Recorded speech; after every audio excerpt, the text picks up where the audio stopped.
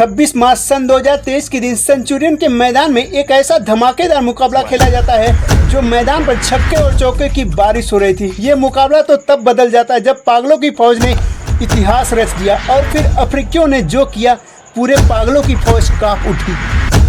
ये कहानी है 26 मार्च सन 2023 के दिन सेंचुरियन के मैदान में एक ऐसा हाई वोल्टेज मुकाबला होता है साउथ अफ्रीका और वेस्ट इंडीज के बीच जिसे दर्शक आज तक भी नहीं भूल पाए। T20 का दूसरा मुकाबला खेला जाना था जहां दोनों टीमों के कप्तान बीच मैदान पर जाते हैं। सिक्का उछाला जाता है, सिक्का साउथ अफ्रीका के पक्ष में गिरता है। साउथ अफ्रीका के कप्तान ने टॉस जीतकर पहले क्षेत्र रक्षण करने का फैसला करते हैं। अफ्रीकी टीम ने ऐसा इसलिए किया क्योंकि अफ्रीकी टीम ने यहां पिछले 4 मुकाबले पहले बल्लेबाजी करते हुए उन्हें हार का सामना करना पड़ा था। वेस्ट इंडीज की पारी की शुरुआत करने ब्रेंडन किंग के साथ काइल मायर्स की जोड़ी मैदान पर जाती है। पिछले मुकाबले में ब्रेंडन किंग ने काफी शानदार खेल दिखाया था, इसलिए ब्रेंडन किंग को वेस्ट इंडीज से बहुत ही उम्मीद थी। इस मुकाबले में ब्रेंडन किंग तीसरी ही गेंद पर अपना विकेट देकर पवेलियन वापस लौट रहे थे। वेस्ट इंडीज टीम को 2 रनों के स्कोर पर पहला झटका लग चुका था।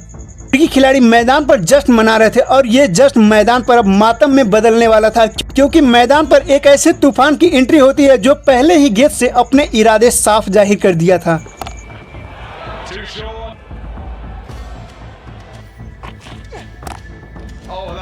मैदान पर काइल मायर्स का साथ देने जॉनसन चार्ल्स मैदान पर आ गए थे। उन्होंने आते ही अफ्रीकी गेंदबाजों के ऊपर कहर बरसाना शुरू कर दिया। पारी का 5वां ओवर लेकर आए मार्को यानसन की एक ओवर में कुल 20 रन कूट दिए थे। चार्ल्स ने अपने हर शॉट से सभी को हैरान कर दिया था।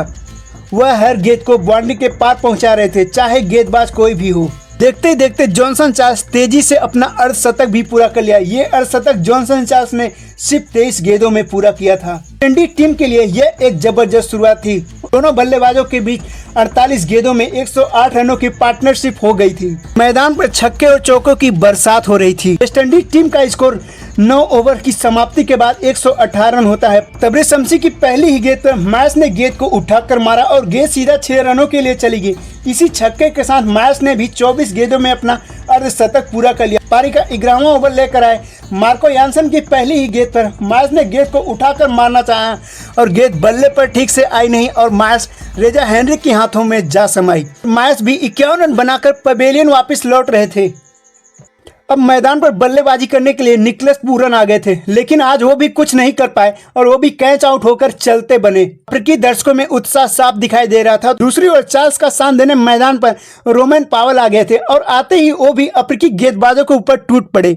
दूसरी ओर चार्ल्स अपने शतक के करीब आ गए थे। इसी बीच मंगला की अगली गेंद जॉनसन चार्ल्स ने गेंद को उठाकर मारा और गेंद सीधा 6 रनों के लिए चली गई और इसी के साथ चार्ल्स ने 39 गेंदों में अपना ऐतिहासिक शतक भी पूरा कर लिया था। पारी का 14वां ओवर लेकर आए मार्को यानसन की 6वीं गेंद पर जॉनसन चार्ल्स क्लीन बोल्ड हो जाते हैं। चार्ल्स ने 118 रनों की तूफानी पारी खेल डाली थी और अपने टीम के स्कोर को 179 रनों तक पहुंचा दिया था।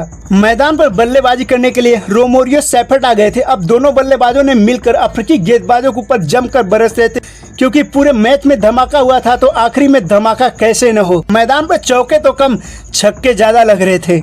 सेफर्ट की 18 गेंदों में 41 रनों की आपसी पारी के बदौलत वेस्ट इंडीज टीम का स्कोर 20 ओवर की समाप्ति के बाद 258 रन 5 विकेट होता है। वेस्ट इंडीज टीम ने ये पहाड़ जैसा स्कोर खड़ा करके इतिहास रच दिया था। साउथ अफ्रीका टीम के लिए यह चीज इतना आसान तो नहीं होने वाला था क्योंकि साउथ अफ्रीका को 259 रन T20 में यह लक्ष्य लगभग नामुमकिन के बराबर था। लेकिन साउथ अफ्रीका वो टीम है जो बड़े बड़े स्कोर को भी ध्वस्त कर देती है। साउथ अफ्रीका टीम की पारी की शुरुआत करने केंटन डिकॉक के साथ रेजा हेनरिक मैदान पर आते हैं। केंटन डिकॉक ने मैदान पर आते ही पहली ही गेंद से अपने इरादे साफ जाहिर कर दिए थे। डिकॉक ने कॉटरेल के पहले ही ओवर में कुल 29 रन कूट दिए थे।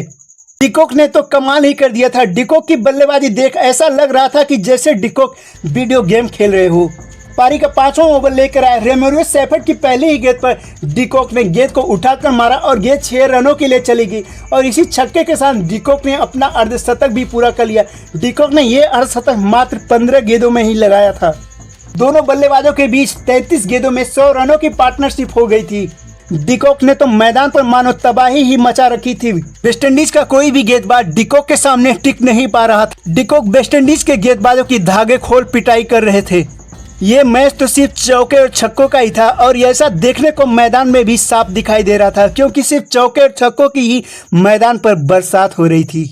अब 10 ओवर की समाप्ति के बाद साउथ अफ्रीका टीम का स्कोर 149 रन होता है और इसी सिग्नल के साथ डिकॉक ने अपना अंतर्राष्ट्रीय T20 शतक भी पूरा कर लिया। डिकॉक ने यह शतक मात्र 43 गेंदों में लगाए थे और उसकी अगली ही गेंद पर डिकॉक बड़ा शॉट खेलने के प्रयास में अपना विकेट फेंक जाते हैं। डिकॉक के आधी पारी का अंत हुआ। अब मैदान पर बल्लेबाजी करने के लिए रैली रूसो आ गए। इसी बीच पारी का 12वां ओवर लेकर आए स्मिथ के पहले ही गेंद पर रेजा हेनरिक ने गेंद को उठाकर मारा और गेंद सीधा 6 रनों के लिए चली गई।